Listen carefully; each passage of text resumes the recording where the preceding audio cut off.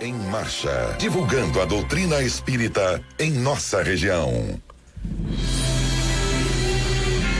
Bom dia, a paz de Jesus e o amor infinito de Deus, nosso Pai, esteja com você, rádio ouvinte, e com toda a sua família. O Espiritismo cristão vem restaurar, em suas atividades redentoras, o ensinamento da ressurreição individual, consagrado pelo Mestre Divino, que voltou, ele mesmo das sombras da morte, para exaltar a continuidade da vida. Os discípulos do Senhor conheciam a importância da certeza na sobrevivência para o triunfo na vida moral.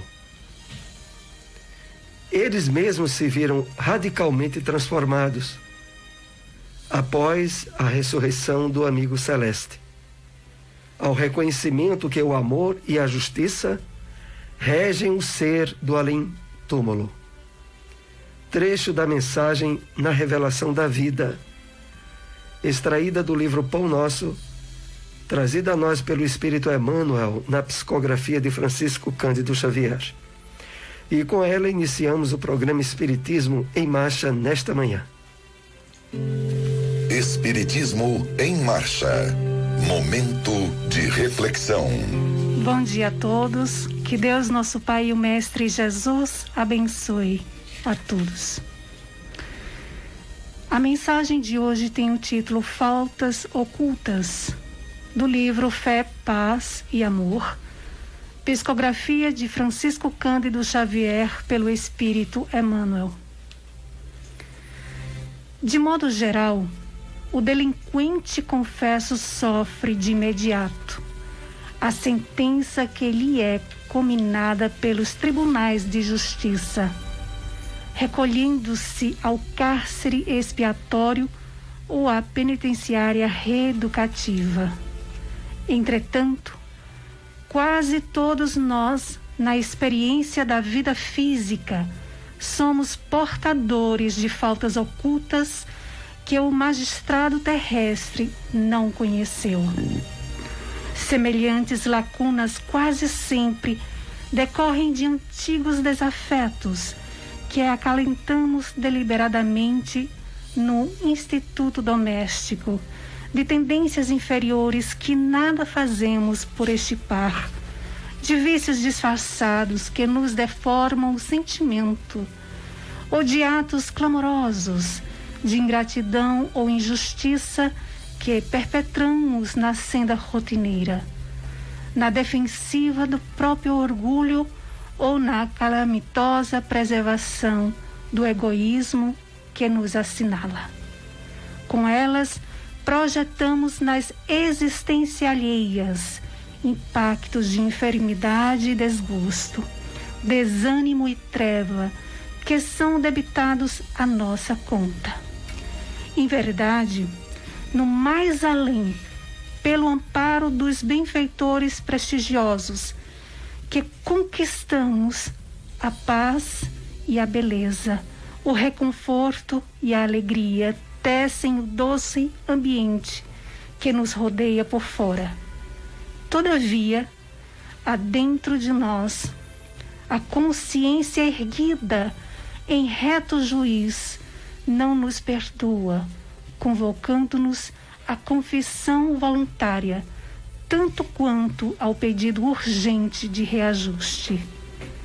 É por isso que muitas vezes, em ampla floração de prosperidade material na terra, somos visitados por moléstias grosseiras, quando não somos surpreendidos por insucessos e desgostos, obstáculos e lágrimas, e ainda por essa razão, que em plenitude de mocidade, muita vez, conhecemos a morte dos mais belos sonhos e das mais altas aspirações, padecendo contratempos e dificuldades, a fim de seguir avante em escabrosos trilhos para o futuro.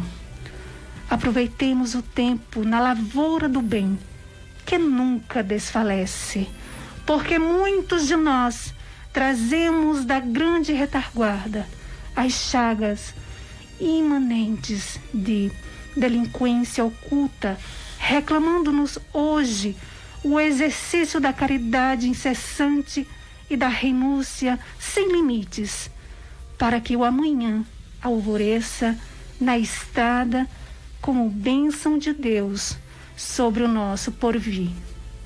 Espiritismo em Marcha. Agenda. Algumas instituições espíritas em nossa cidade voltaram a ter reuniões públicas. O GEGAD, na rua Benjamin Larena, 172, bairro Divinópolis. O Centro Espírita Lar de Jesus, na terceira travessa Clara Nunes, 132, bairro São João da Escócia. É a rua que fica por trás do Colégio Jesuína. A Casa Chico Xavier, na rua João Soares de Lira, 1563, bairro Divinópolis. Também a União Espírita Vinha de Luz, situada na rua Boa Viagem, número 70, bairro Petrópolis. As demais instituições em nossa cidade continuam com reuniões públicas suspensas. A pandemia continua e a vacinação, que é o único meio de controle e extinção dela, ainda levará meses em nosso país. O Evangelho segundo o Espiritismo. O Evangelho segundo o Espiritismo, capítulo 11. Amai o próximo como a si mesmo. Instruções dos Espíritos. O egoísmo. O egoísmo, chaga da humanidade, tem que desaparecer da terra, a cujo progresso moral obsta. Ao Espiritismo está reservada a tarefa de fazê-la ascender na hierarquia dos mundos. O egoísmo é, pois, o alvo para o qual todos os verdadeiros crentes devem apontar suas armas, dirigir suas forças, sua coragem. Digo coragem porque dela muito mais necessita cada um para vencer-se a si mesmo do que para vencer os outros. Que cada um, portanto, empregue todos os esforços a combatê-lo em si, certo de que esse monstro devorador de todas as inteligências, esse filho do orgulho, é o causador de todas as misérias do mundo terreno. É a negação da caridade e, por conseguinte, o maior obstáculo à felicidade dos homens. Jesus vos deu o exemplo da caridade e Pôncio Pilatos o do egoísmo.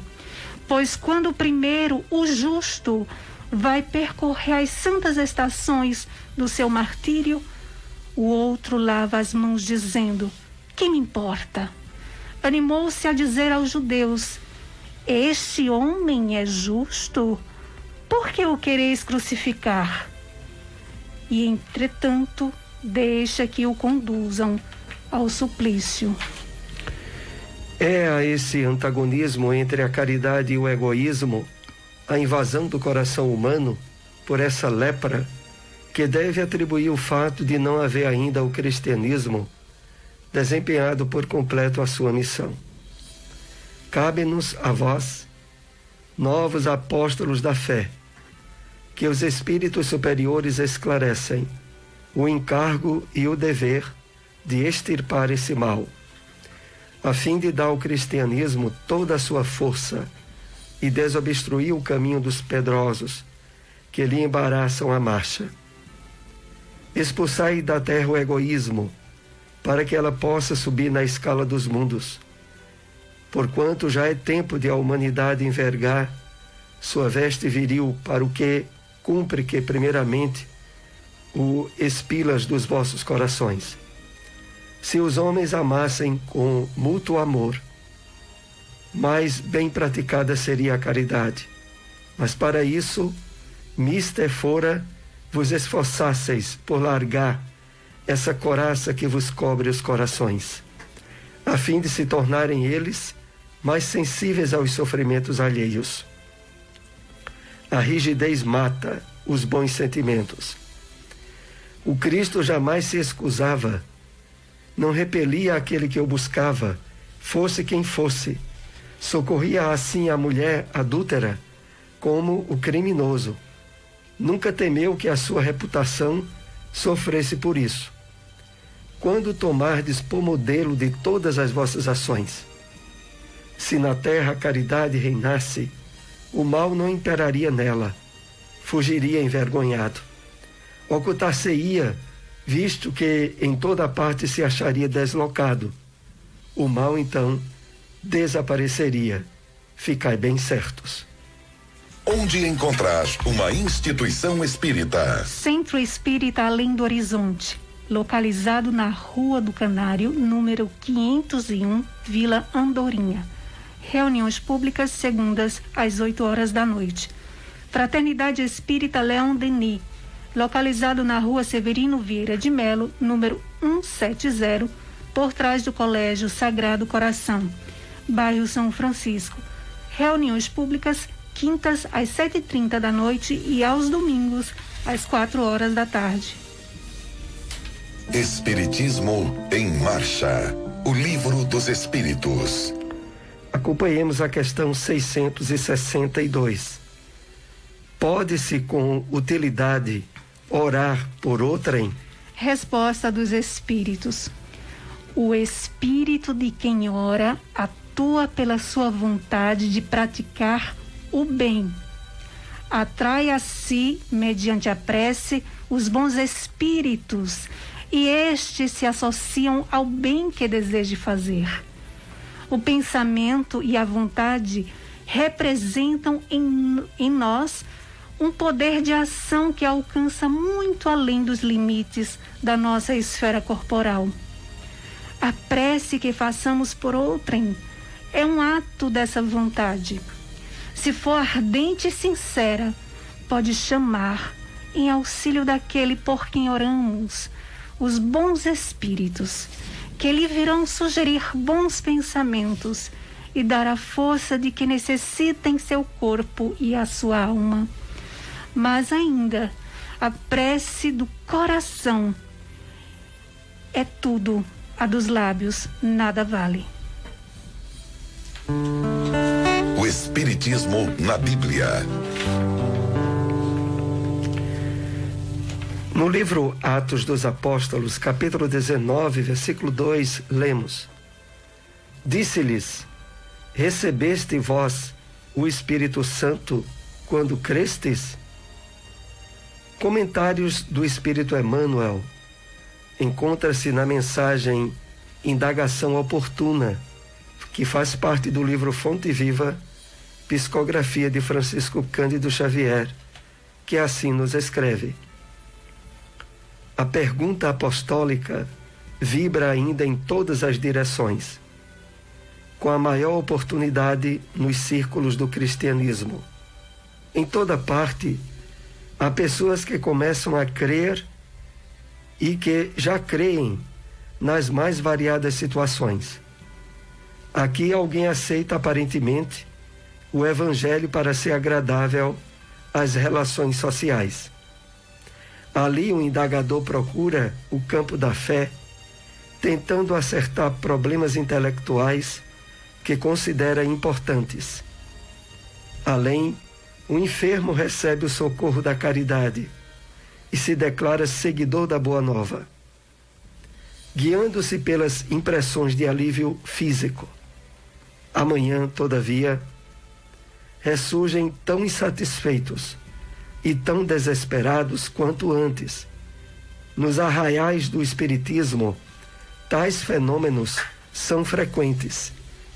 Encontramos grande número de companheiros que se afirmam pessoas de fé, por haverem identificado a sobrevivência de algum parente desencarnado, porque se livraram de alguma dor de cabeça, ou porque obtiveram solução para certos problemas da luta material.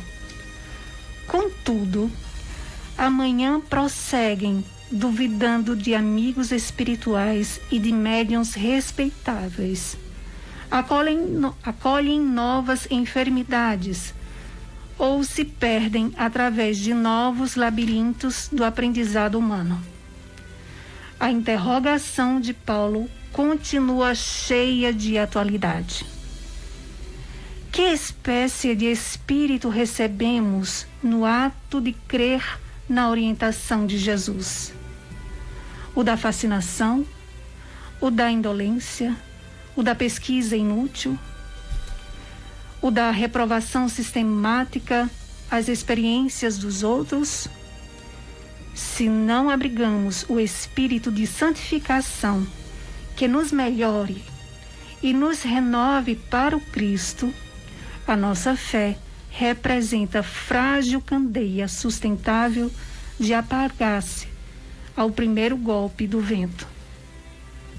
Onde encontrar uma instituição espírita? Lá Espírita Maria Dolores, localizado na Avenida Jangadeiro Juvencio, número 257, bairro Nova Caruaru. Reuniões públicas domingos às 4h30 da tarde. SEEC, Sociedade de Estudos Espírita de Caruaru, localizado na Rua Gonçalo Nunes de Oliveira, número 440, Cidade Jardim. Reuniões públicas terças, quartas e sextas às 7h30 da noite. Espiritismo em Marcha. Apresentação: Soares e Silmara. Novamente estamos aqui com você, Rádio Ouvinte, nesse espaço de perguntas e respostas, aonde, devido à pandemia, nós continuamos com o programa sendo gravado. E por isso temos aqui algumas questões que aprofundam os temas que abordamos nessa manhã. Lembramos aqui outra vez que a maioria das instituições espíritas em nossa cidade, como em todo o Brasil, continuam sem ter reuniões públicas. Para termos uma ideia, aqui em Caruaru, nós temos 16 instituições espíritas. Delas, como citamos aqui no começo do programa, estão abertas o GEGAD, o Lar de Jesus, o Chico Xavier, a União Espírita Vinha de Luz. Pronto, essas instituições. Então, de fato, devido ao impacto que ainda está tendo a pandemia em todo o Brasil, a grande maioria das instituições preferem funcionar apenas com palestras e transmissões de lives através da internet. Vamos assim para mais uma pergunta, aliás, para a primeira pergunta dos temas que abordamos nessa manhã. Qual a importância da certeza na sobrevivência da alma para o triunfo na vida moral?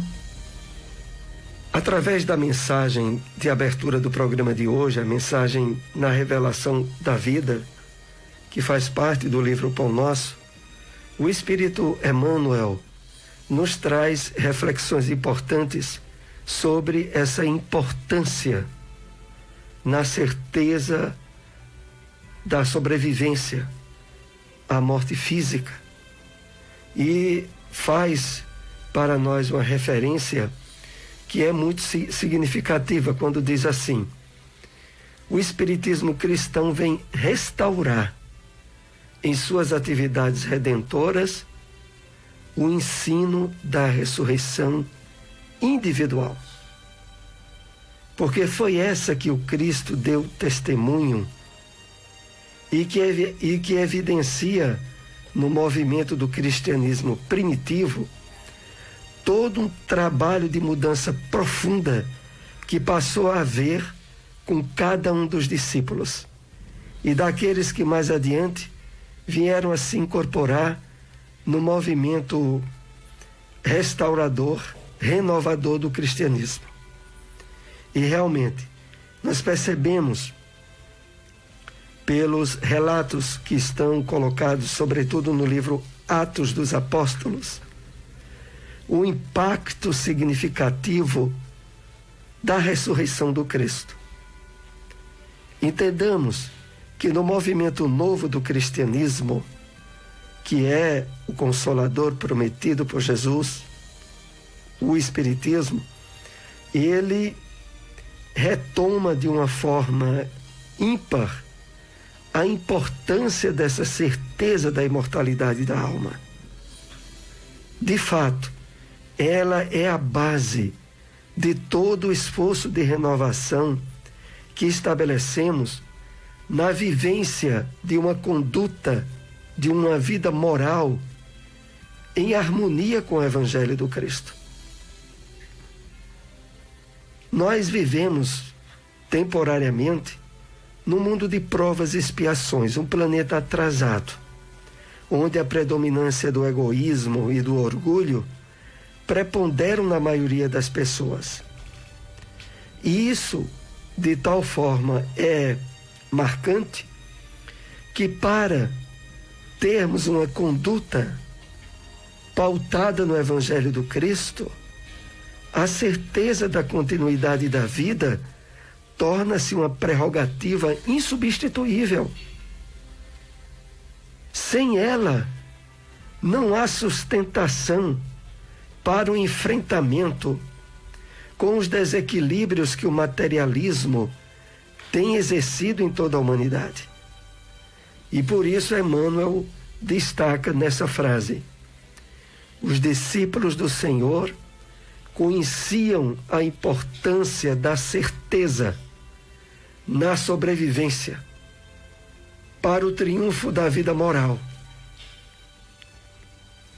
E os exemplos marcantes que constatamos, principalmente aquele que mais se destaca, o do apóstolo Paulo, que mais adiante viria a se incorporar aos discípulos na divulgação da Boa Nova, o trabalho de renovação profunda que ele fez consigo mesmo, ao constatar na manifestação do Cristo na estrada de Damasco o impacto que a imortalidade da alma deve causar em cada um de nós.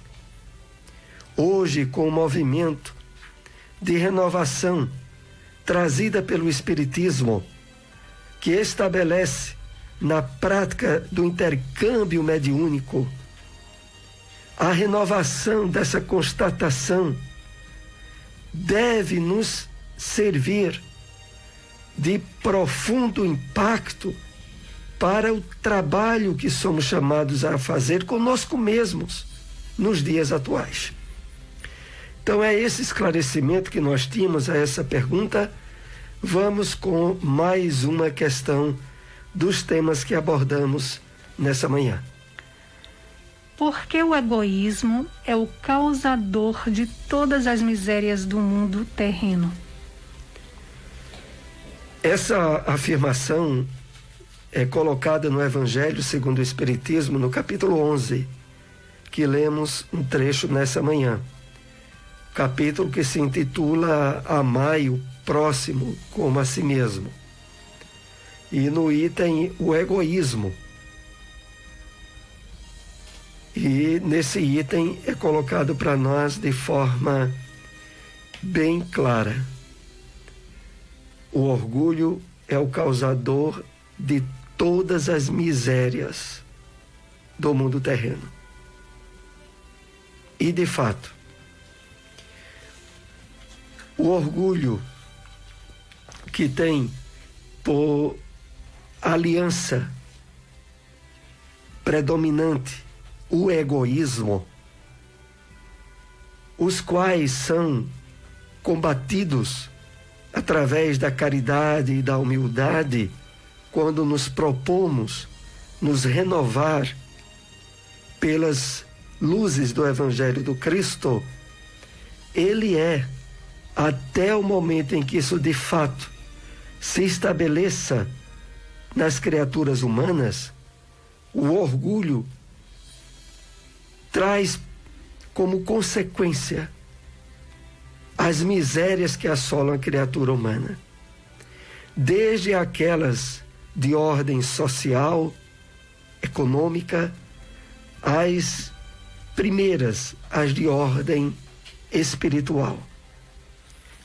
A grande lição que o Cristo deixou para todos nós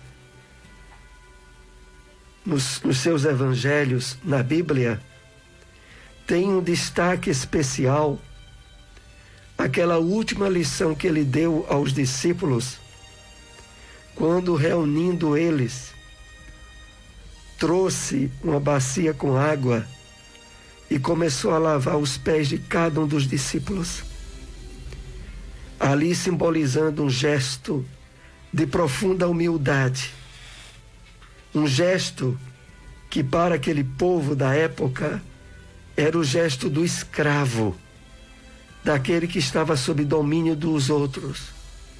E Jesus usa a simbologia da lavagem dos pés dos discípulos para deixar a lição que ainda nos dias de hoje reverbera. Porque quando ele foi lavar os pés de Pedro, o apóstolo Pedro expressou a repugnância àquilo que estava por acontecer. E diz: de modo nenhum, Senhor, eu o permitirei. E aí Jesus diz a Pedro: se não me permitires, não tens parte comigo. E aí Pedro diz a Jesus: então não lava só os pés, lava a cabeça e o corpo todo. E aí Jesus diz a Pedro: o corpo está limpo. A lição ali era outra. Era a lição de que nos discípulos, aquele que quisesse ser o maior de todos, deveria ser o servo de todos eles. Era a lição da humildade, combatendo o orgulho e deixando bem claro para os discípulos que para que eles pudessem ser, de fato, discípulos do Cristo, teriam que trabalhar essa renovação íntima profunda, estabelecendo a humildade como virtude definidora do combate ao orgulho. Vamos assim para mais uma pergunta com os temas que tratamos nessa manhã. Como se verifica a ação da prece feita em benefício de outros? No Livro dos Espíritos, na questão que vimos hoje, a de 662, define muito claramente os benefícios que ocorrem quando oramos por alguém. E na resposta dada pela espiritualidade, destacamos aqui uma parte importante na reflexão dessa resposta, porque diz assim: a prece que façamos por outrem é um ato dessa vontade. Se for ardente e sincera, pode chamar em auxílio daquele por quem oramos os bons espíritos, que lhe virão sugerir bons pensamentos e dar a força de que necessitam seu corpo e sua alma. Então, quando oramos por alguém, da forma com que a doutrina espírita nos ajuda a entender, com sentimento, com vontade que aquela pessoa seja ajudada, nós estabelecemos ligação com os espíritos benfeitores, que se tornam encarregados de cumprir as ordens do Pai e se associam a nosso pedido para ajudar aquele a quem dirigimos o pensamento em prece. Então, de fato, não só é muito positivo, muito útil, como de fato encerra uma realidade, o fato de que orar por alguém é movimentar forças, energias, em benefício daquela pessoa. E na medida da sinceridade da nossa prece, a emanação que parte de nós alcança a espiritualidade, que vai intermediar o pedido de ajuda àquela pessoa. Bom, era esse esclarecimento que tínhamos dessa questão. Lembramos que o programa Espiritismo em Marcha, ele acontece aqui toda manhã, às 7h30 da manhã, na sua Rádio Liberdade. Pedimos muito àqueles que nos assistem a compartilhar, a divulgar o programa e estejam conosco no próximo domingo, às 7h30 da manhã, com Espiritismo em Marcha. Muita paz para todos. Espiritismo.